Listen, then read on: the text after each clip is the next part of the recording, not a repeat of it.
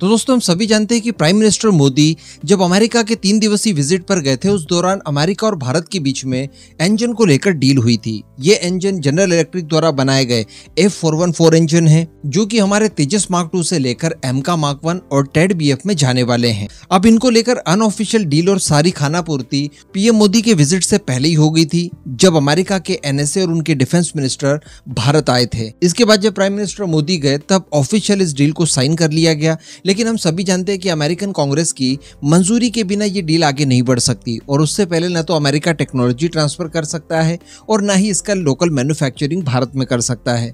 इसके लिए अमेरिकन कांग्रेस यानी उनके संसद से सहमति लेना जरूरी है। अब इसके लिए दोस्तों खबर निकल कर आ रही है कि 28 जुलाई 2023 यानी पिछले महीने सारी रिपोर्ट तैयार करके अमेरिकन कांग्रेस के सामने प्रस्तुत कर दी गई है और बताया जा रहा है कि इसमें आवश्यकता अनुसार मैक्सिमम 30 दिनों का समय लगता है, यानी 1 महीने के टाइम पीरियड में 30 डेज में किसी भी प्रस्ताव को मंजूरी मिलती है। तो संभावनाएं बताई जा रही है कि 28 अगस्त तक हर हाल में अमेरिकन कांग्रेस की तरफ से इसे मंजूरी मिल जाएगी। उसके बाद सारे रास्ते खुल जाएंगे और जनरल इलेक्ट्रिक HAL के साथ मिलकर भारत के अंदर लोकल मैन्युफैक्चरिंग कर पाएगा इंजन्स की, और इसके साथ साथ हमें टेक्नोलॉजी भी सौंप दी जाएगी। यहाँ पर मैं आपको बता दूं कि TOT का मतलब होगा को प्रोडक्शन टेक्नोलॉजी ट्रांसफर, यानी ये टेक्नोलॉजी इसीलिए दी जा रही है ताकि दोनों देश या दोनों देशों की कंपनियां संयुक्त रूप से भारत के अंदर इनकी मैन्युफैक्चरिंग कर ले। और ये सारी चीजें पहले से ही तय थी। ये जो अमेरिकन कांग्रेस के सामने रिपोर्ट प्रस्तुत की गई है, ये भी बताया जा रहा है कि एक औपचारिकता मात्र है और 30 डेज के अंदर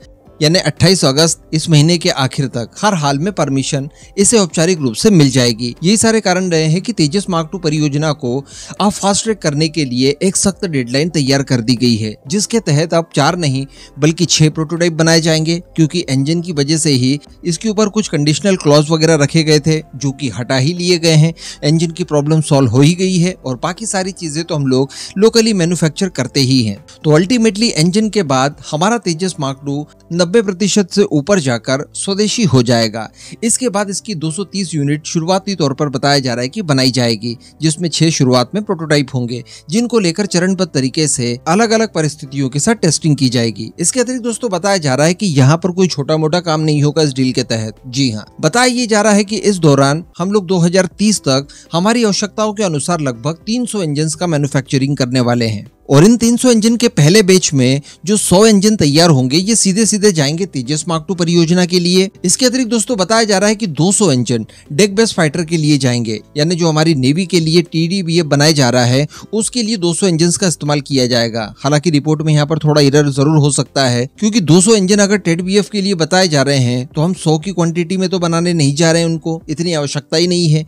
इस समय केवल 45 से 50 के बीच का प्राविधान लेकर चल रहे हैं। तो यहाँ पर थोड़ा सा करेक्शन करना होगा कि टेड BF के साथ साथ एमका के लिए ये तैयार किए जाएंगे 200 इंजन। तो 100 शुरुआत में तेजस मार्क 2 बन जाएंगे। उसके बाद जो 200 इंजन बचेंगे 2030 तक, उसमें संभवतः 45 से 50 टेड BF हो जाएंगे और बाकी के हो जाएंगे एमका मार्क 1। हालांकि केवल यहीं पर हम लोग अंकुश नहीं लगा देंगे, इन फ्यूचर हम लोग और भी एयरक्राफ्ट कैरियर बनाएंगे, तब TDBF के हमें नंबर्स और बढ़ाने होंगे। हालांकि तब तक एक नया नेक्स्ट जनरेशन इंजन हमारे पास आ चुका होगा। इसके अतिरिक्त जो एमका मार्क 1 भी इस समय केवल 40 से 50 ही बनते हुए दिखाई दे रहे हैं, तो उनकी संख्या भी डेफिनेटली और ज्यादा बढ़ेगी। बाद में हम लोग हमारे खुद के इंजन के जरिए एमका मार्क 2 परियोजना चलाएंगे। लेकिन ये जो खाका तैयार किया गया है 300 इंजन तक का, ये केवल 2030 तक की डेडलाइन तक का है, यानी 2030 तक हमारी क्या क्या योजनाएं हैं वायुसेना के लिए, ये यहाँ पर स्पष्ट रूप से दिखाई दे रहा है। इस डील के लिए बताया जा रहा है कि $1 बिलियन के आसपास खर्च किया गया है और इसके तहत बाकी का सारा इकोसिस्टम वगैरह भारत के अंदर तैयार कर लिया जाएगा।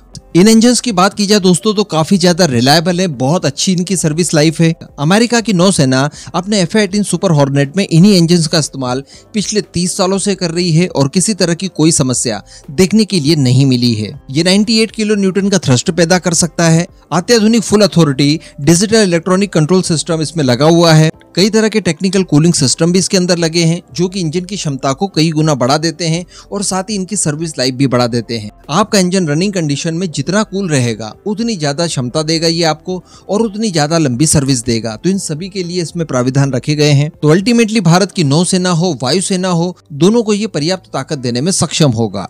इस दौरान बताया जा रहा है दोस्तों कि इंजन की 80% तक टेक्नोलॉजी भारत के साथ साझा की जाएगी अमेरिका द्वारा, जो कि भारत के अंदर लोकल मैन्युफैक्चरिंग की सुविधा को बढ़ाने के लिए जो प्रतिबद्धता है अमेरिका की, उस आधार पर ये टेक्नोलॉजी ट्रांसफर की जाएगी। यानी रक्षा क्षेत्र में जो भारत आत्मनिर्भर प्रोग्राम चला रहा है, जिसको सपोर्ट करने के लिए अमेरिका ने प्रतिबद्धता जताई है, इसे समर्थन दिया है, उसी नाते अमेरिका ये टेक्नोलॉजी ट्रांसफर करने जा रहा है भारत को। तो कहने का मतलब आप परियोजनाओं के लिए जो सबसे बड़ी समस्या थी इंजन की, वो शॉर्ट आउट होते हुए दिखाई दे रही है।